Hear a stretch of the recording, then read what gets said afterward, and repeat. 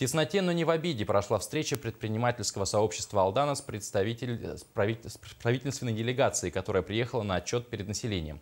Такие встречи – это всегда возможность не только выслушать доклады, но и организовать живое общение народа с властью. Однако особую активность на встрече проявили представители малого бизнеса.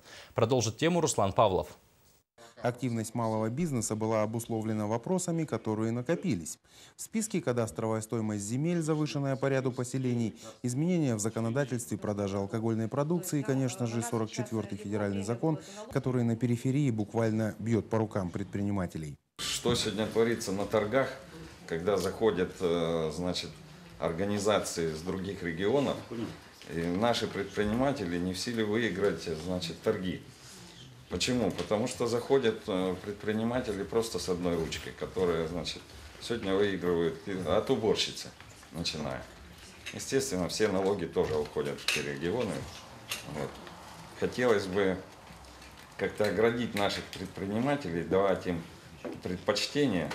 Хороший вопрос. В ответ первый замминистра профильного министерства Андрей Самсонов доложил, что Якутия подготовила весомый документ инициатив о внесении изменений в 44-й ФЗ.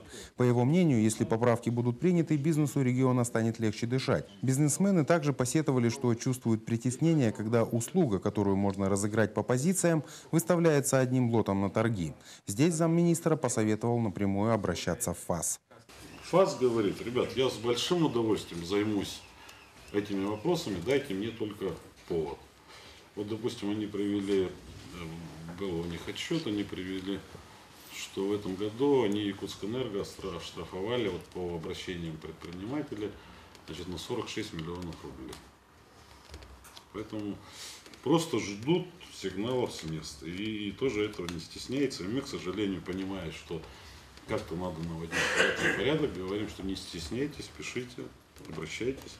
Вообще, отчеты правительства перед населением – это всегда возможность не только выслушать доклад, но и живое общение народа с властью. Люди рассказывают о наболевшем, что волнует сегодня и требует скорейшего решения. Так в Алдане камнем преткновения стала сфера здравоохранения. Люди жаловались на непрофессионализм врачей, ошибочную диагностику, иногда приводящую к летальным исходам.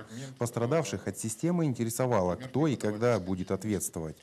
Моральная составляющая поведение врачей, если действительно имеются приписки, отписки, однозначно это дело, я не могу сейчас сказать, что это дело только их совести, потому что действительно это должно наказываться. Я с вами абсолютно согласна, и честь мундира в этом плане, вы знаете, алданцев я никогда не защищаю. Якутия – единственный регион страны, где проходят отчеты власти перед населением в подобном формате.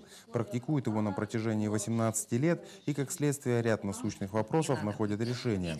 На этот раз оценок работе правительства не выставляли. Стороны услышали друг друга, решив продолжить работу в режиме конструктивного диалога. Руслан Павлов, Дмитрий Залевин, Сергей Шипачев, НВК Саха, Алдан.